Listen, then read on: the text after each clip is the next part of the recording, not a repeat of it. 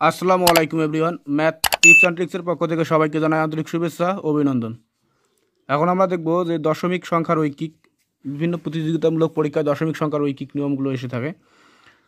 তো first of all আমি এটা এখানে রাখছি যে 20.5 কেজি চালের দাম 622.175 টাকা হলে 5 কেজি চালের দাম কত? ক্লিয়ার? তো আমরা যেটি চাবে সেটি আমরা শেষে রাখবো, অর্থাৎ যেটি বার করতে বলবে সেটি আমরা শেষে রাখবো।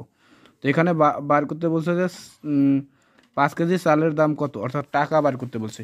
ঠিক আছে, এই জন্য লিখলাম যে 20.5 কেজি চালের দাম 622.175 টাকা। 1 কেজি চালের দাম তাহলে অবশ্যই কম হবে, এই কারণে ভাগ, এবং 5 কেজি চালের দাম তাহলে বেশি হবে, এই জন্য গুণ। ঠিক আছে, তো এখানে একটি কথা বলিয়ে রাখি যে পয়েন্ট পয়েন্ট যদি উঠিয়ে যায় তাহলে পয়েন্টের জন্য 1, এবং পয়েন্টের পর যতটি সংখ্যা থাকবে ততটি শূন্য বসাইতে হবে।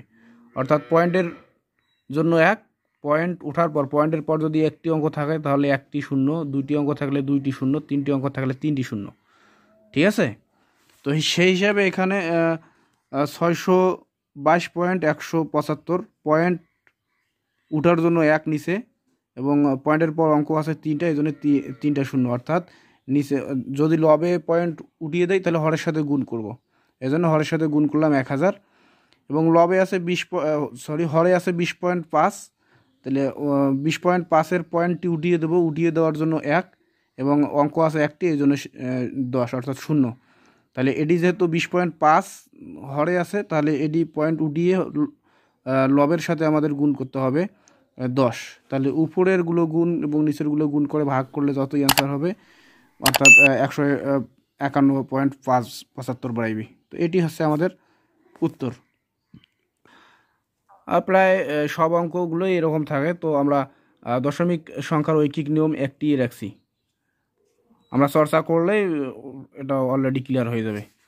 এরপর বিবিধ অংশ থেকে রাখছি আমি যে টি আপেলের মূল্য ওয়াই টাকা হলে পি টাকায় কতটি আপেল পাওয়া যাবে।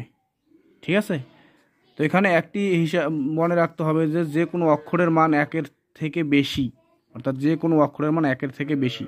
তাহলে সেই হিসাবে আমরা বলতে পারি যে ওয়াই টাকায় পাওয়া যায় টি আপেল, 1 টাকায় পাওয়া যায়, যেহেতু অক্ষরের মান 1-এর থেকে বেশি, যে কোনো অক্ষরের মান 1-এর থেকে বেশি, তাহলে 1-এর থেকে বেশি, তাহলে 1 টাকায় কম পাওয়া যাবে, এই জন্য এক্স ভাগ ওয়াই।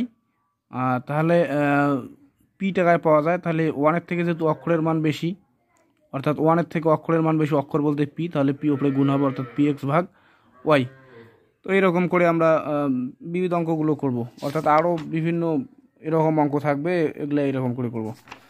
তো আজকে এ পর্যন্ত। ভিডিওটি ভালো লাগলে অবশ্যই চ্যানেলটিকে সাবস্ক্রাইব করে পাশে থাকবেন। ধন্যবাদ সবাইকে।